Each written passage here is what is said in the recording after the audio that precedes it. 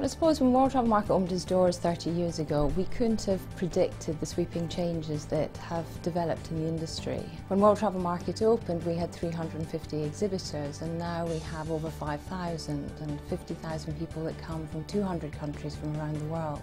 I think 30 years ago, people were start getting into the mass market, and they were really start getting to charter flights going to Mediterranean, and they were quite happy to stay for a couple of weeks roasting on a sunbed for a while. Those early packages, it was a bit like Henry Ford, that rather than say you can have every car you want as long as it's black, you can have every holiday you want as long as it's a 7 or 14 night holiday. And that world of the late 70s and early 80s in travel was actually the beginnings of what we have today.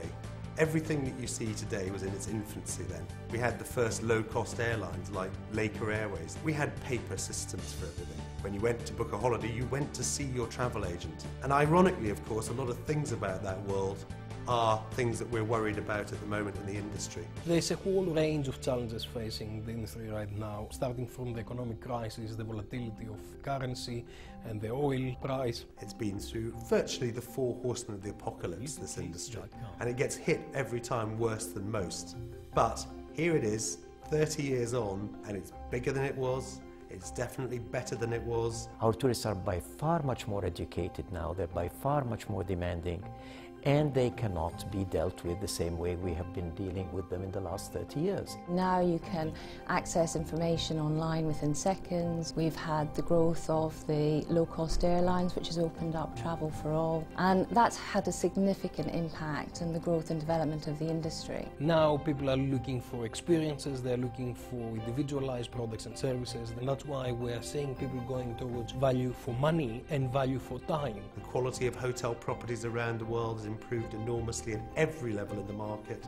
The ease with which customers can get access to holidays. Today we have over 1/3 of our customers with us booking online. If we go back 6 or 7 years ago, it was 0. I believe we have passed the stage of the need to establish the growth and the advancement of this industry into how to manage that growth and how to direct it into what World Travel Market calls responsible tourism. Environmental concern is real these days, and you cannot deal with it by tokenism. You can't deal with it by saying we're going to go and buy you some trees somewhere. I think you have to deal with it by making properties more efficient. You have to deal with it by making airlines more efficient. One of the key ways of reducing carbon emissions is to have the latest generation of aircraft, very modern aircraft. Hotels are going to have to become solar-powered, wind-powered, wave-powered, waste-powered, whatever it is, and they're also going to be much more efficient as structures in the future, because they're going to have to learn to live with expensive oil, but there's still a public that demands better, cheaper eco-tourism. The travel and tourism industry has advanced by far much more than people were able to come to grips with.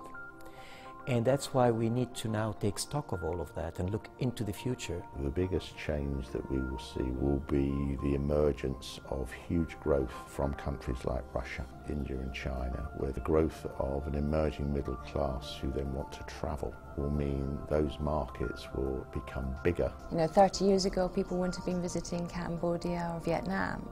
So why shouldn't we be visiting Afghanistan, Iran and Iraq? I think the future belongs to creativity, innovation, individualization, and looking forward to great experiences empowered by the tourism industry.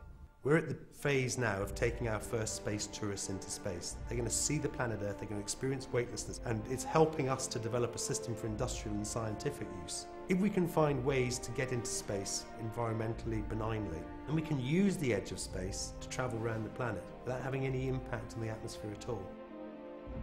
Travel has become part of a human right, just like the right to breathe, the right to speak, the right to think. So I am looking at the World Travel Market being a marketplace where people would come do business and at the same time renew their commitment to their agenda of sustainability and responsibility towards all aspects of human life.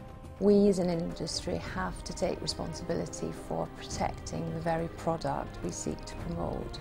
That is a responsibility of the industry. It's about the future of generations to come. This is the opportunity to really sit and think about the future of this industry.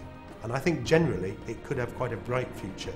Very soon There will not be a single human being in this universe that would not cross international borders and travel as a tourist, as a businessman, for any purpose of travel.